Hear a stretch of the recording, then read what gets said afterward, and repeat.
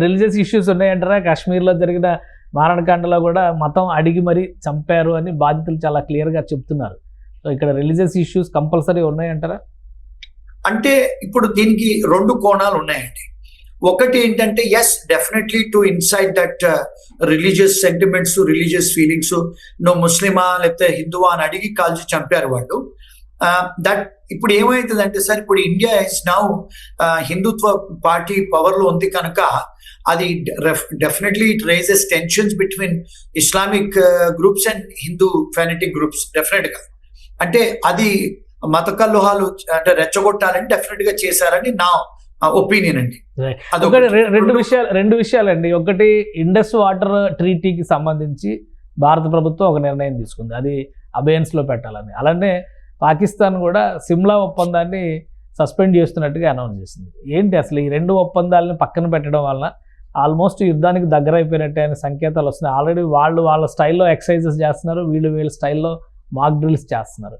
So ఏం జరగవచ్చు? ఈ ఒప్పందాలు పక్కన పెట్టడం వల్ల జరిగేటువంటి విపత్కర పరిస్థితులు ఏంటి?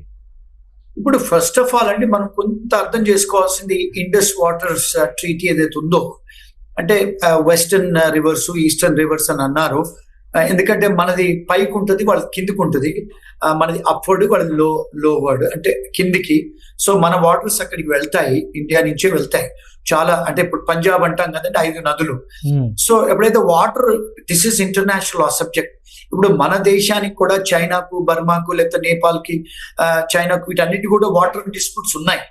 ఇది ప్రపంచంలో ప్రతి అడ్జసెంట్ కంట్రీస్ కి అయ్యే పరిస్థితి వాటర్స్, అంటే ఎత్తుపల్ల ఉన్న కంట్రీస్ లలో. సో ఈ మన ఇండస్ వాటర్ ట్రీటీలో ఏమని ఉందంటే, మన దగ్గర నుంచి వాటర్ వాళ్ళకి వెళ్తుంది. మన ఇంటర్నేషనల్ ట్రీటీలో ఏమనుకున్నారంటే, you cannot use that water, but మీరు ఎలక్ట్రిసిటీ, హైడ్రో ఎలక్ట్రిసిటీ మాత్రం చేసుకోవచ్చు. కానీ దాన్ని ఆపడానికి వీల్లేదు వాటర్ని. అంటే ఇప్పుడు మేము రివోక్ చేస్తున్నామని మన ఫారిన్ అఫైర్స్ గవర్నమెంట్ డిపార్ట్మెంట్ వాళ్ళు అన్నారు. అంతర్జాతీయ న్యాయం ఏముంటుందంటే, అంటే Geneva conventions, Vienna convention, United nation chapters, ఇవన్నీ ప్యూర్లీ పబ్లిక్ ఇంటర్నేషనల్ లా అండి. యునైటెడ్ నేషన్స్ ఇన్వాల్వ్ అవుతుంది ఇందులో.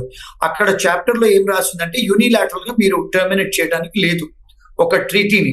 అంటే ఇద్దరు కంట్రీల మధ్యన మీరు అంటే యూనిలాటరల్ అంటే వన్ సైడ్ ఏకపక్షంగా చేయడానికి లేదండి.